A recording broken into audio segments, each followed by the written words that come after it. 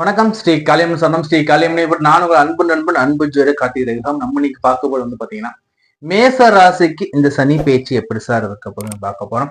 இது பாத்தீங்கன்னா உங்களுக்கு வாழ்க்கையில என்ன நடக்கும், என்ன நடக்க போகுது, நீங்க என்ன பண்ணிக்கணும் நம்ம தெளிவா துல்லியமா கணிச்சு சொல்றோம். இந்த வீடியோ ஸ்கிப் பண்ணாம முழுசா பாருங்க. நீங்க பாக்குற நீங்க மேச ராசியா இல்லைனாலும் பரவாயில்ல, உங்க நண்பர்கள் மேச ராசியா அவங்களுக்கு இந்த வீடியோ ஷேர் பண்ணி விடுங்க. அவங்க சப்ஸ்கிரைப் பண்ணாட்டினாலும் பரவாயில்ல, இந்த வீடியோ பார்த்து இந்த கருத்துக்களை நம்ம தெரிஞ்சுக்கிட்டா போதும். இப்ப வாங்க நம்ம இந்த மேச ராசிக்கு இந்த 7.5 சனி எப்படி இருக்குன்னு பாக்குறோங்க. ஏன்னா பொதுவாக இந்த மேச ராசிக்கு சனி பயிற்சி 2025 இந்த மாசம் 29ஆம் தேதி, அதாவது பாத்தீங்கன்னா மார்ச் மாசம் 29ஆம் தேதி சனி பயிற்சி இருக்கு இல்லையா? இந்த சனி பயிற்சியில அவங்களுக்கு 7.5 சனியா சனி பகவான் அமர்றார். இந்த 7.5 சனியா அமரக்கூடிய சனி பகவான் என்ன பண்ண பார்த்து வரட்டுக்கு முடியும். உங்களுடைய விலை மதிப்பு இல்லாத அந்த பொண்ணான சப்ஸ்கிரைப் பண்ணி எனக்கு கிளிக் பண்ணி வைங்க. நம்மளோட வீடியோக்கள், லைவ் ப்ரோக்ராம்கள், ஒரு ஜாதம் ஒரு கீழே இந்த லைவ் ப்ரோக்ராம்லாம் உங்களுக்கு நேரடியா நீங்க பார்க்கணும்னு பிரியப்பட்டீங்கன்னா பக்கத்தை விட்டு பெல்லையை கிளிக் பண்ணி வச்சுக்கோங்க. அதாவது ஆல் நோட்டிஃபிகேஷன் கிளிக் பண்ணி வச்சுக்கோங்க. நம்ம வீடியோ லைக் பண்ணுங்க. அதே மாதிரி லிங்க்ஸ் உங்க ஃப்ரெண்ட்ஸ் கூட ஷேர் பண்ணுங்க. இப்போ வாங்க நான் என் தந்தையின் மறுபடியும் வழங்கி கொண்டு இந்த மேச ராசிக்காரங்களுக்கு இந்த 2025 சனி பயிற்சி எப்படி இருக்குன்னு பார்த்துட்டு வருங்க. பொதுவா சனின்னா இப்படி பாம்புன்னா படையும் நடுங்கிற மாதிரி, இந்த சனினா பயப்படாதவங்க யாருமே இல்லை. அதிலும் 7.5 சனியாக பிடிக்கக்கூடிய மேசராசி அன்பர்களுக்கு உங்கள் வாழ்க்கையை நீங்க கவனமாக இருக்கக்கூடிய காலம் இந்த காலம். இந்த காலத்தில் நீங்க எதை நினைத்தும் பயப்பட வேண்டாம் என்று நான் சொல்றேன். என்ன சார் எல்லாரும் 7.5 சனி அப்படி விட பயமுறுத்துறாங்களே சார், எஸ்கே அஸ்ட்ராலஜி நீங்க மட்டும் பயப்படாதுன்னு சொல்றீங்களா சார்? எப்படி சார்னா, சனிங்கிறவரு உங்களை தண்டிக்கிற கிரகம் இல்ல, புரியுதா? உங்களுக்கு தண்டனை கொடுத்து நம்மளை தூக்குல தொங்க விட்டு நாக்க வெள்ள தள்ளிவிட கிரகம் சனி கிடையாது. சனிங்கிறது வாழ்க்கை பாடங்களை நமக்கு கற்றுக் கொடுக்கக்கூடிய ஒரு வகையான ஆசான், ஆசிரியன். நம்ம வாழ்க்கையில நாம செய்யக்கூடிய தவறுகள் நமக்கே தெரியாம நம்ம செஞ்சுக்கிட்டு இருக்க இந்த தவறுகளை திருத்தி இந்த வாழ்க்கையை நம்ம எப்படி வாழணும்ங்கிறத நமக்கு உணர்த்தக்கூடிய கிரகம்ங்கிறது சனி பகவானுங்க. இந்த உணர்த்தக்கூடிய கிரகம் என்ன சார் பண்ண போகுது இந்த 2.5 ஆண்டுகள்ல? எனக்கு முதல் சுற்று சொல்லக்கூடிய இந்த 12ஆம் சனி என்ன சார் பண்ண போகுது? 12ஆம்னா என்னங்க? அயன சயன போக சுகஸ்தானம் சொல்லக்கூடியது. இது பாத்தீங்கன்னா நமக்கு என்ன சொல்லணும்னா படுக்கை அறையை குறிக்கக்கூடியது, தூக்கத்தை கொடுக்கக்கூடியது. சனி பகவான் அமர போறாங்க. அப்போ தூக்கத்தை கொடுக்கறதுல ஒரு சனி பகவான் அமர எப்படிங்க இருக்கும்னா, நல்லா தூங்க போறீங்க. அப்ப என்ன பண்ணணும், நமக்கு நான் நல்லா தூங்கணும்ப்பா, நான் ஃப்ரீயா தூங்கணும்ப்பா அந்த எண்ணங்கள் கொடுப்பாங்க. நல்ல ஒரு தூக்கத்தை கொடுக்க போறாங்கன்னு சொல்லக்கூடியது இந்த சனி பகவான் 12ஆம் இடத்துல அமரக்கூடியதுங்க. சரி, 12ஆம் இடத்துல சனி அமர என்ன சார் இருக்கும்? 12ங்கிறது பாத்தீங்கன்னா வீண் வதந்திய பரப்பதுன்னு சொல்லலாங்க. யாரோ ஏதோ பேசிக்கிட்டு போவாங்க, அதுல என்னத்தான் பத்தி பேசுறாங்க நம்ம தப்பா நினைச்சுக்கிட்டே அது நம்ம அதுக்கு பயந்துகிட்டு இருக்கக்கூடிய ஒரு அந்த காலகட்டமாக ஏற்படுத்தக்கூடிய காலம். எப்படி சார் சொல்றீங்கன்னா, புரியுதுங்களா? அரண்டவன் கண்ணுக்கு இருண்டதெல்லாம் பேய்ங்கிற பழமொழி இல்லையா? அப்போ ஒரு 2 பேர் பேசிக்கிறாங்க, புரியுதா? அவங்க வேற யாரையோ பத்தி பேசுறாங்க, புரியுதா? அவங்க சுரேஷ் நபரை பத்தி ஏதோ பேசிக்கிட்டு இருக்காங்கன்னு வச்சுக்கோங்களேன். உங்க பேர் ரமேஷ் வச்சுக்கோங்க. உங்க கால எப்படின்னா ரமேஷ் அங்க அவங்க சுரேஷ் பேசிக்கிட்டு இருப்பாங்க. நம்ம காதுக்கு அது ரமேஷ் விழுந்து, ஆஹா என்னை பத்தி தான்ப்பா இவங்க பேசுறாங்கன்னு சொல்லி நம்ம அவங்களோட ஒண்ணு சண்டைக்கு போகலாம், இல்லைன்னா நம்ம அவங்கள பத்தி நம்ம தப்பா நினைச்சுக்கிட்டு பயந்துகிட்டு இருக்கக்கூடிய காலமாக இருக்குங்க. ஒரு இல்லிஷனை ஏற்படுத்தும். அப்ப நம்ம என்ன பண்ணணும்னா, தேவையில்லாத வதந்திகள் நம்ப கூடாது, புரியுதா? என்ன ஒரு திருக்குறள் சொல்லுவாங்க தெரியுமா? எப்பொருள் யார் யார் வாய் கேட்பினும் அப்பொருள் மெய்ப்பொருள் காண்பது அறிவுன்னு வள்ளுவர் சொல்வது மாதிரி, எந்த செய்தி உங்க காதுக்கு வந்தாலும் உண்மை தெரியாம ரியாக்ட் பண்ணவே பண்ணாதீங்க. ரியாக்ட் பண்ண போனதானே பிரச்சனை, இல்லையா? நம்மளை பத்தி ஒண்ணு குறை சொல்றாங்களா, சொல்லிட்டு போட்டுமேங்க, குறைதானங்க சொல்ல முடியும், அவங்களால மாத்திட முடியாது இல்லையா? இது ஒண்ணு.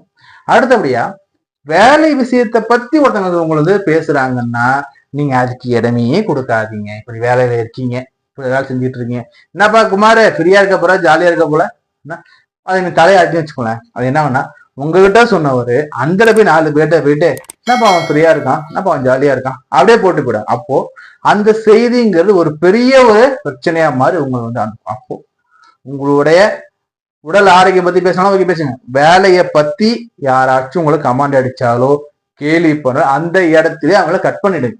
அது என்ன வேணா கேளுப்பா, என் வேலையை பத்தி மட்டும் பேசாதப்ப, நான் இவ்வளவு ஹார்ட் ஒர்க் பண்ணிக்கிட்டு இருக்கேன்ப்பான்னு வேலையை பத்தி நீங்க பெருமையா சொல்லுங்க அந்த இடத்துல. ஏன்னா நீங்க வேலையை பத்தி ஒருத்தங்க கலாய்க்கிறாங்க, ஒருத்தவங்க ஜோக் பண்றாங்கன்னா நீ இடம் கொடுக்கும் போது விஸ்வரூபம் எடுக்கும். ஏன் நான் சொல்றேன்னா, வேலையை சொல்லக்கூடிய கிரகம் சனி, புரியுதா? அப்போ இந்த சனி பகவான் அந்த நீங்க பெருமைப்படுத்தணும். வேலையை பத்தி யாரும் தப்பா பேசக்கூடாது. அப்ப சனியை பெருமைப்படுத்தும் போது வேலையில சேஃப் ஆயிடுவீங்க. First point. அடுத்து இந்த 7 சனி மேசராசிங்கும் போது பொதுவா சந்திரன் மனோக்காரகன் உடற்காரகன் இல்லையா? அப்ப மனோக்காரகன் உடற்காரன்கிட்ட ஒரு இருள் வருது. புரியுதா? இது சந்திரன் வச்சுக்கோங்களேன். இது 12ஆம் இடம், 1ஆம் இடம். இப்ப என்ன பண்ணுதுன்னா, இங்க சனி அமரும் போது சந்திரன் பாதிக்கிறார் இல்லையா? அது சந்திரன் மேல உட்காரும் போது ஜென்ம சனியா இருக்கும். அது சந்திரன் மேல இருந்து அவர் 2ஆம் இடத்துக்கு வரும்போது பாத்தீங்கன்னா குடும்ப சனி சொல்லுவோம், பாத சனின்னு சொல்லுவோம். அப்போ 1, 2, 3 3 சனி அமரும்போது 7 சனி காலகட்டம் நமக்கு. புரியுதா? இதுல முன்னாடி ஃபர்ஸ்ட் வருது விரைய சனின்னு சொல்லுவாங்க. இந்த விரைய சனி என்ன பண்ணா, நம்மள விரயமே பண்ண விடாது. அப்ப என்ன சார் பண்ணும்னா, ஒரு பாடத்தை கொடுக்குங்க. புரியுதா இல்லையா? நான் விரயமே பண்ண மாட்டேன்ப்பா, என் கையில எதுவுமே இல்லப்பா, இருந்தா தானப்பா விரயம் பண்றது மாதிரி இருக்கும். புரியுதா? அப்போ நம்ம ஒவ்வொரு ரூபாய் செலவு பண்ணும் போதும் கவனமாக கேர்ஃபுல்லா நம்ம செலவு பண்ணணும்ங்கிறத சொல்றாங்க இந்த இடத்துல. ஏன்னா சனி அமரக்கூடியது தனக்காரன் வீட்டுல, குருவோட வீட்டுல சனி அமர போறாரு இல்லையா? அப்போ குருவோட வீட்டுல செவ்வாயே குற்றமாக இருந்தால் கூட அங்க தோஷம் இல்லை. செவ்வாய் தோஷம் கணிக்கிறவங்க நல்லா கரெக்டா சொல்லுவாங்க இந்த இடம்லாம். ஏன்னா செவ்வாயாக இருந்தாலும் அங்காரகனுக்கு பரிகாரம் இல்லை. அப்படிப்பட்ட அங்காரன் குரு கூட சேரும் போதே பாத்தீங்கன்னா அங்க தோஷ நிவர்த்தி ஆகும் போது குருவோட வீட்டுல அமரக்கூடிய சனி பகவான் என்ன பண்ண போறார்? உங்களை கெடுக்க போறது இல்லை. இது உங்களுக்கு மட்டுமல்ல, உங்க 7 சனியாக இருந்தாலும் உலகத்தில் கூடிய அனைத்து ஜீவராசிகளுக்கும் 7 சனியால் வரக்கூடிய பிரச்சனையும் கிடையாது. சனி பகவான் குரு வீட்டுல அமரும் போது இருக்கக்கூடிய பிரச்சனைகள் வெகுவாக குறையும். உங்களுக்கு மட்டுமல்ல, அனைத்து ராசிக்காரர்களுக்கும் சனி பகவானுடைய கெடுபலும் குறையும். ஏன்னா குரு வீட்டுல அமரும் ஒண்ணும் பண்ண முடியாது இல்லையா?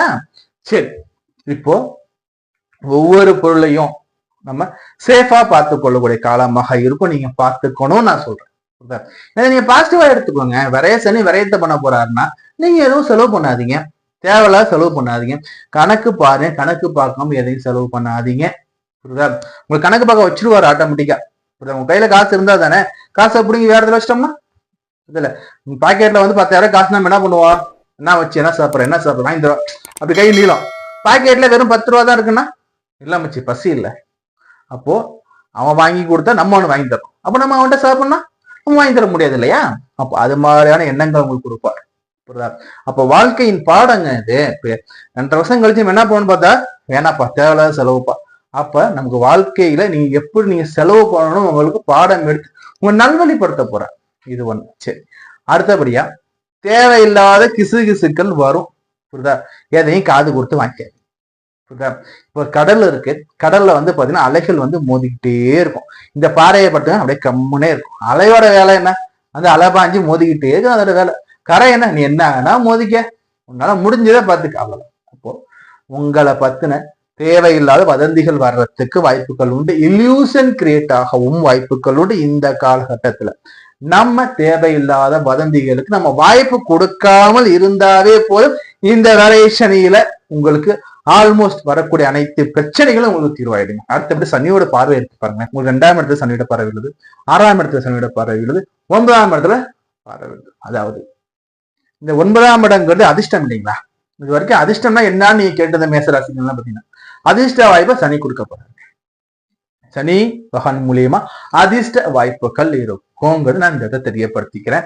அதே மாதிரி பாத்தீங்கன்னா இந்த மேச ராசிக்கு இந்த சனி பயிற்சியில 6ஆம் இடத்தை பார்க்கக்கூடிய சனி என்ன பண்ண போறாருன்னா எதிரி கொடுக்க போறது இல்ல, உடலுக்கு நோய் நொடிகள்லாம் தீர்க்க போறாரு, வம்பு வழக்குகள் தீர போகுது. அப்ப நம்ம என்ன பண்ணணும்னா யாருக்கிட்டையும் நம்ம தேவையில்லாத கடன் வாங்கக்கூடாது. ஃபர்ஸ்ட் இந்த கடன் வாங்க மாட்டேங்கிற உறுதியை எடுத்துக்கோங்க. அதே மாதிரி தேவையில்லாத பிரச்சனை ஈடுபட மாட்டேன்னு ஒரு சபதம் எடுத்துக்கோங்க. நம்ம இன்னைக்கு வேலை செஞ்சதை நம்ம வீட்டுல சாப்பிட்றதுக்கு அடுப்பு எரியும். யாரு என்னவோ பண்ணிட்டு போட்டு இன்னும் சோசியல் மீடியாவா இருந்தாலும் சரி, வேற எங்க இருந்தாலும் சரி, புரியுதா? அவங்களுக்கு அது தொழில். புரியுதா?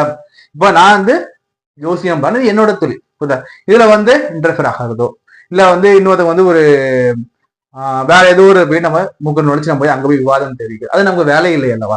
இன்னும் நம்ம வேலை என்ன? நம்ம இந்த 8 மணி நேரம் வேலை செஞ்சா நம்ம வீட்டுல அடப்படி. உங்க வேலையினோ அதை மட்டும் பாருங்க. இந்த கார்டு தேவையில்லாத பிரச்சனை பக்கமே போவாதீங்க. தேவையில்லாத கடன் யாருக்கும் வாங்காதீங்க. கடனுக்காக யாருக்கும் ஜாமீன் கையெழுத்து மட்டும் போடாதீங்க. நம்ம போடுவோம். புதல் அடுத்து என்ன ஆகும்? நம்ம நேரமோ என்னவோ தெரியல, அவன் வாங்கிட்டு அவன் போயிடுவான். நம்ம உட்காந்து வட்டி கட்டுற மாதிரி ஆயிடும். அப்போ இந்த காலகட்டத்தில் யாருக்கும் கடன்கள் வாங்கி கொடுக்காதீங்க, ஜாமீன் கையெழுத்து யாருக்கும் போடாதீங்க, போலீஸ் ஸ்டேஷன்ல போயிட்டு நான் வந்து இவருக்கு ஜாமீன் கொடுங்க, செக்யூரிட்டி கொடுங்க சொல்லிட்டு இந்த மாதிரி வார்த்தைகள் விடாதீங்க. புரியுதுங்களா? அடுத்தபடியா இந்த சனியோட பார்வை 2ஆம் இடத்துல விழுது இல்லையா? 2ஆம் இடத்துல விழும்போது நமக்கு தன விஷயத்து நம்ம வாக்கு விஷயத்து நம்ம கவனமா இருக்க வச்சிருவார் அவர்.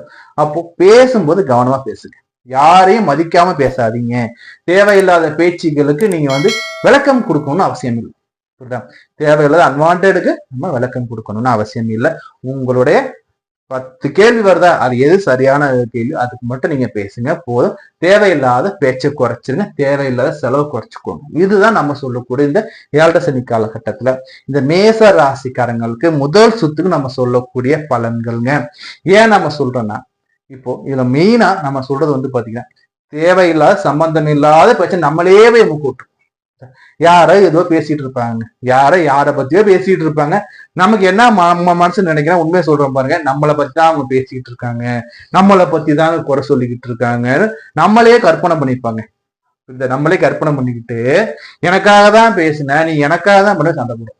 உனக்கு நல்லா கேட்டு பாருங்க, மீன ராசியா இருக்காங்கன்னு வச்சுக்கோங்களேன், அவங்களோட முதல் சூத்திரம் அவங்க என்ன தப்பு நடந்துக்கிறாங்க அது உங்களுக்கு அப்படியே ரிஃப்ளெக்ட் ஆகும். இப்போ மீனராசிக்காரங்க என்ன பண்ணிருப்பான்னு பாத்தீங்கன்னா, நல்லாதான் இருந்திருக்கும், இவங்களே கற்பனை பண்ணிக்கிட்டு இவன் அது பண்ணிட்டான் இது பண்ணிட்டான் பாச்சா போச்சான்னு தேவையில்லாம தெரிஞ்சுக்கிட்டாங்க. இப்ப அதே மாதிரிதான் உங்களுக்கும் புரியுதா இல்லையா? அப்போ தேவையில்லாத பிரச்சனைகளை நீங்களே இழுத்துக்காதீங்க, நீங்க சைலண்டா இருந்துடுங்க. புரியுதா இல்லையா? உங்களை பத்தி யார் எது வேணா பேசிட்டு போட்டு ரியாக்ட் பண்ணிக்காதீங்க. அதே மாதிரி என்னன்னா வந்து வேலையை பத்தி யாரையும் குறை சொல்ல மட்டும் விடாது. இதை மட்டும் நீங்க பண்ணீங்கன்னாவே போதும். என்ன சார் பரிகாரம் பண்ணலாம்னா, நம்ம வழக்கமா சொல்றதுதாங்க, சனின்னாவே ஆஞ்சநேயர் தாங்க.